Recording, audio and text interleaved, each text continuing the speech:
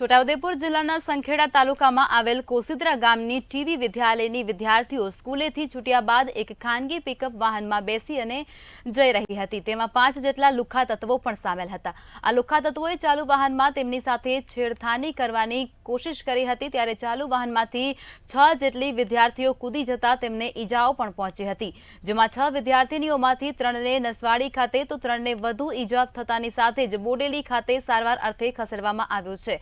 જ્યારે આ ઘટનાને પગલે હોસ્પિટલ ખસેડાયેલા વાલીઓમાં અત્યારે આક્રોશ જોવા મળી રહ્યો છે અને લુખ્ખા તત્વોને કડકમાં કડક સજા આપવાની માંગ તેમના દ્વારા કરાઈ રહી છે। આ સાથે જ વાલીઓએ બાળકોના અભ્યાસ માટે બસની સુવિધા કરવાની પણ માંગ ઉઠાવી છે। ત્યારે આ મામલે સંખેડા પોલીસ મથકમાં જીપના ડ્રાઈવર સહિત કુલ 5 લોકો સામે ફરિયાદ દાખલ કરવામાં આવી છે। સમગ્ર ઘટના અત્યારે છોટાઉદેપુરથી સામે આવી રહી છે, જેમાં સ્કૂલે ગયેલી વિદ્યાર્થીઓને જ્યારે છૂટી અને પોતાના ઘરે પરત ફરી રહી હતી ત્યારે એક ખાનગી વાહનમાં તેઓ બેસી અને ઘરે જઈ રહી હતી, જેમાં 6 જેટલા લુખ્ખા તત્વો અંદર સવાર હતા અને તેમના દ્વારા જ આ વિદ્યાર્થીઓની છેડતી કર્યા હોવાનો પ્રયાસ કરવામાં આવ્યો હતો। વિદ્યાર્થીઓ એટલી ડરી ગઈ હતી કે તેઓ પિકઅપમાંથી કૂદી અને પોતાનો જીવ બચાવવા માટે કૂદી અને બહાર ગઈ હતી, ત્યારે તેઓને સમગ્ર શરીરમાં નાની મોટી ઈજાઓ થવા પામી હતી અને ત્યારબાદ તેમને હોસ્પિટલે ખસેડવાની પણ ફરજ પડી છે। 5 સવારમાં 9:30 વાગ્યાના નીકળ્યા હોય તો 11:30 વાગે સ્કૂલમાં પહોંચે, પછી સાંજે 5 વાગે છૂટે એટલે એમને કોઈ વાહન વ્યવહાર મળતું નથી। આવા કોઈ વાહન મળે એમાં બેસીને આવતા હતા।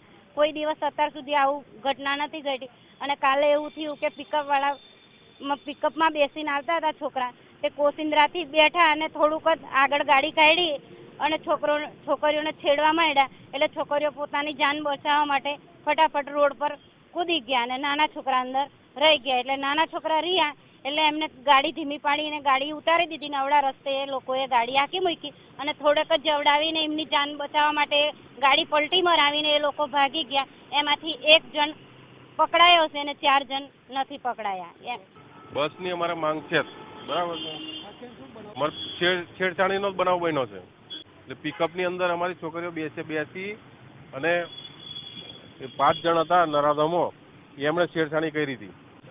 અમારે બસની જ માંગ છે, બસ જોઈએ તમારે છોકરીઓને 9 વાગે આવવા માટે અને સાંજે 5 વાગે 2 ટાઈમ અમારે બસની આવવા જવા માટે બસની માંગ તો છે। સ્થાનિક નેતાઓને કહેવું જરૂરી છે। 6ઠ્ઠા ધોરણમાંથી અમે કહેતા આવ્યા છે કે બસ મૂકો, કોઈ બસ મૂકવા રાજી નથી। સ્થાનિક નેતાઓએ એક આરોપી પકડાયો છે અને એમને કડક સજા થવી જોઈએ। હવે બનાવ એવો છે કે રસ્તા પરનો છે, એટલે વાસ્તવિક ઘટના વિશે અમને વાત ટેલિફોનિક જાણવા મળ્યું કે આવું કંઈક થયું છે, એટલે અમે તાત્કાલિક છોકરીઓને અમારી પ્રાથમિક જરૂર સારવાર મળી રહે બાળાઓને, એના માટે છોકરીઓને દવાખાના એટલે સીધા અમે દવાખાને જ પહોંચ્યા હતા। પ્રાથમિક માહિતી બાળાઓ સ્કૂલેથી જ્યારે ઘરે જતી હતી પ્રાઇવેટ પિકઅપમાં બેઠી અને બાળાઓ પિકઅપમાંથી કૂદી પડી છે। 6 કે 7 બાળાઓ હતી, એમાંથી 3 બાળાઓને થોડી વધારે ઇન્જર્ડ છે।